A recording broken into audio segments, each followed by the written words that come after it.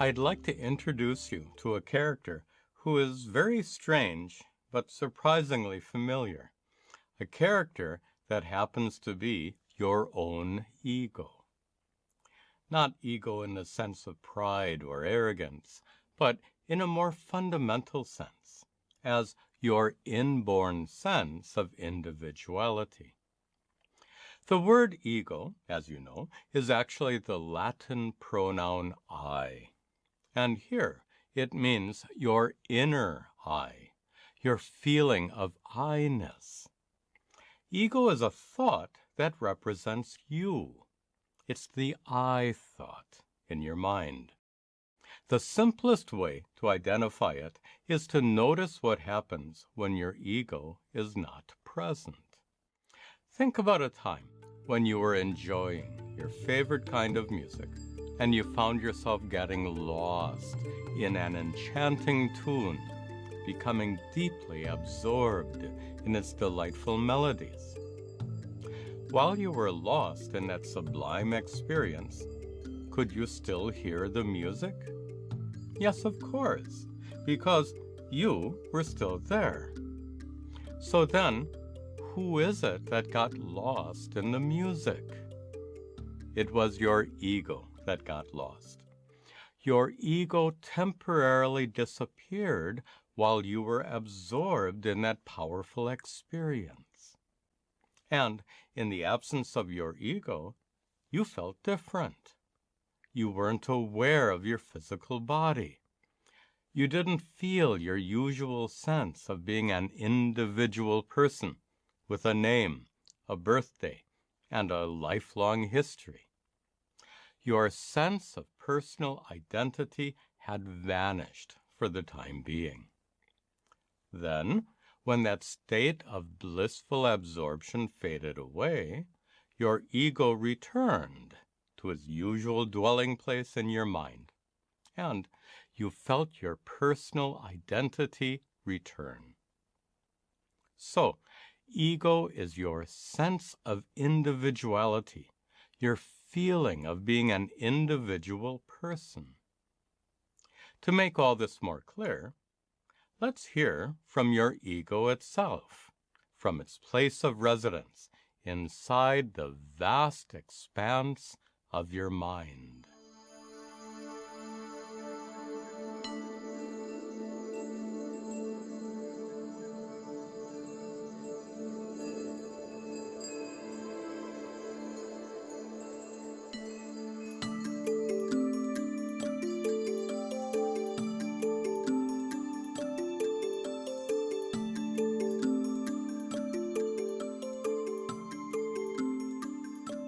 Allow me to introduce myself. I am your ego. I am the voice in your mind that says I. In Sanskrit, I am called Ahankara, which literally means I maker. So technically speaking, I am the particular activity in your mind that's responsible for your feeling of I-ness, your feeling of individuality. Mental activities like me don't have physical form, shape, or color, so this image of me here is merely a product of Swami Tadatmananda's overactive imagination. I'm stuck here inside your mind, which is like an enormous chamber. Lining its walls are all the compartments where your memories are stored. Everything you experience takes place in this vast space. Whatever you see, hear, smell, taste, or touch emerges in here as mental events called perceptions.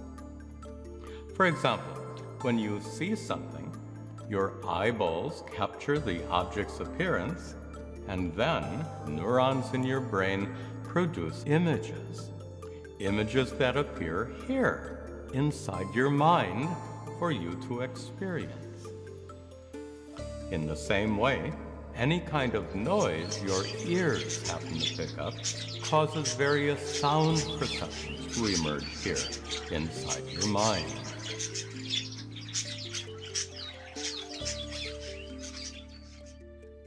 Everything you perceive with your five senses emerges in your mind in the form of mental events. And as each mental event emerges, it's immediately experienced by you. You are aware or conscious of what's happening in every corner of your mind, in every nook and cranny, so to speak, because your mind is permeated by awareness.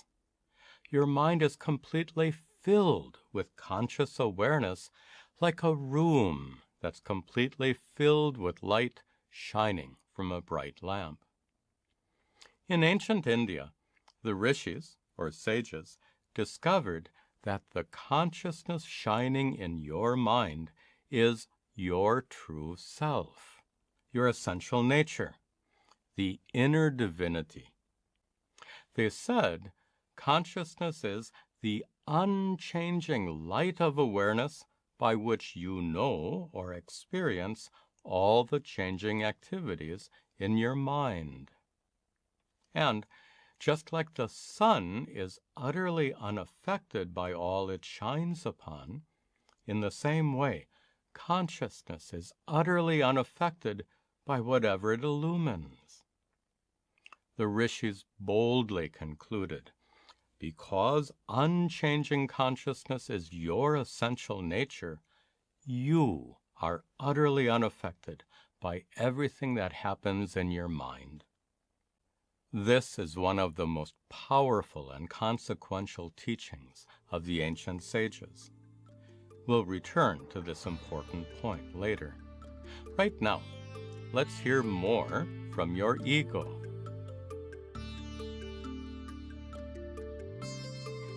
Now, you might ask, what is my role in this complicated process of sense perception? How am I, your ego, involved when you see, hear, smell, taste, or touch something? Well, when you see a flower, you have the experience, I see the flower. In the sentence, there's an object, flower, and a subject, I. These correspond to two different mental events here in your mind. One is the flower thought, and the other is the subject, the I thought. That I is me, your ego. Whenever you perceive something, I am present in that experience as your sense of individuality. When the doorbell rings, you have the experience, I, an individual person, hear the doorbell. When you smell freshly baked bread, you have the experience, I, an individual person, smell the bread. In each case, I am present along with the objects you perceive. So, your experience of an object has two parts. One consists of all the sensations produced by the object, and the other part is me, your ego, your feeling of being an individual person.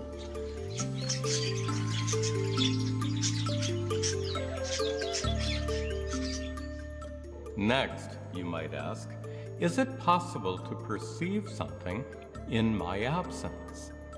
Can you see a flower without me, your ego, being present in your mind? The answer is yes, but only under certain conditions. Suppose you were to become entranced by the exquisite beauty of this flower, and you fell into a state of absorption, like when you get deeply absorbed in your favorite music. Then you wouldn't have the experience, I, an individual person, see the flower, you would only experience flower. Whenever you get absorbed like that, I, your ego, temporarily fade away. I do that from time to time. After all, I'm only a mental event, and all mental events come and go. You, on the other hand, are completely unlike all these transient mental events. You don't come and go. You constantly illumine whatever is happening in this vast mind of yours, even when you are deeply absorbed or sleeping soundly. You know when I am present here as your sense or feeling of individuality, and when you get absorbed, you know when I fade away. You're aware of my presence and absence. You're aware of what's happening inside here right now while you're awake. And tonight, when you're asleep, you'll be aware of the absence of any activity inside here. Consciousness never sleeps. Your mind does.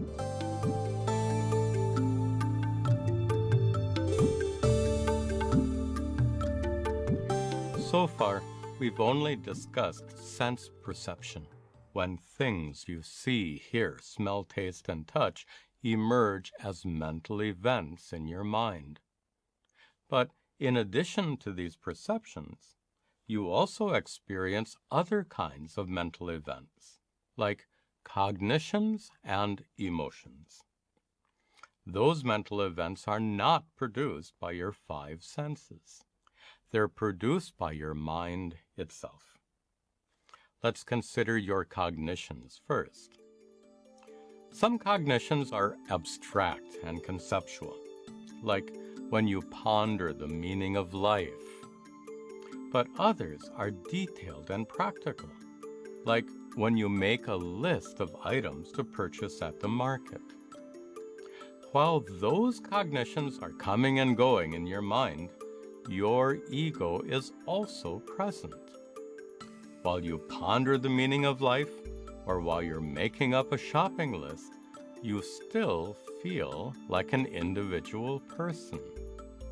You feel the sense of I-ness because of the presence of your ego. Now, what about your emotions? Emotions emerge in your mind just like cognitions and perceptions. As soon as they emerge, you become aware of them. And while various emotions come and go in your mind, your ego is constantly present along with them. When you say, I am happy or I am sad, the I you're referring to is actually your ego, your I thought, which is present as your sense of being an individual person who feels happy or sad.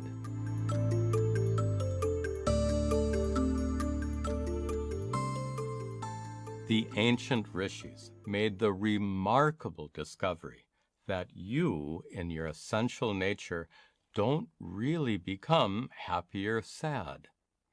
You are the awareness or consciousness that illumines everything in your mind, including your emotions of happiness and sadness. As we discussed before, just like the sun is unaffected by all it illumines, in the same way, the consciousness illumining the activities in your mind remains unaffected by all those activities, including your emotions.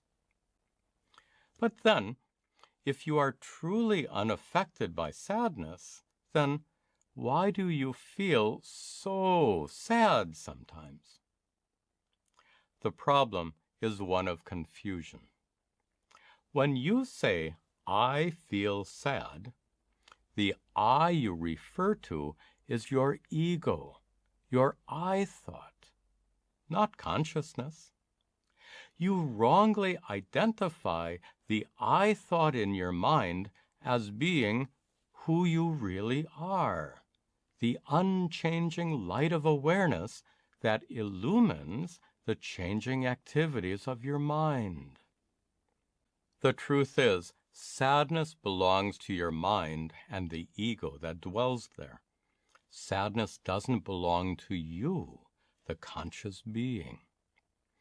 When you thoroughly understand this fact, you'll be able to experience sadness without feeling so sad, without wanting the sadness to go away.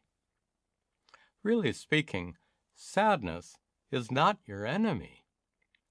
When you watch a sad movie, you might leave the theater with tears streaming down your cheeks and say, "That's the best movie I've seen in years." So, sadness is not the problem. The problem is concluding that sadness in your mind truly affects you, the changeless awareness that knows the presence of sadness. And just like sadness is not your enemy, your ego, too, is not your enemy. Many people wrongly believe that to become enlightened or to gain liberation, the ego must be destroyed. But your ego is just a transient mental event, like your perceptions and cognitions and emotions. And none of these mental events can truly affect you, the unchanging consciousness that illumines them. Not only that, your ego has a crucial function in coordinating all your thoughts and behavior. In the absence of your ego, like when you're deeply absorbed in music, you really can't do anything at all. You can only passively enjoy the state of absorption. You need your ego to engage in worldly activities. It's a natural and vital part of your human nature.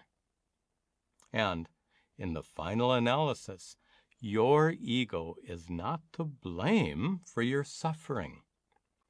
You suffer due to confusion, due to ignorance, due to the failure to recognize your own true nature as unchanging consciousness, unborn, eternal, vast, full, and complete.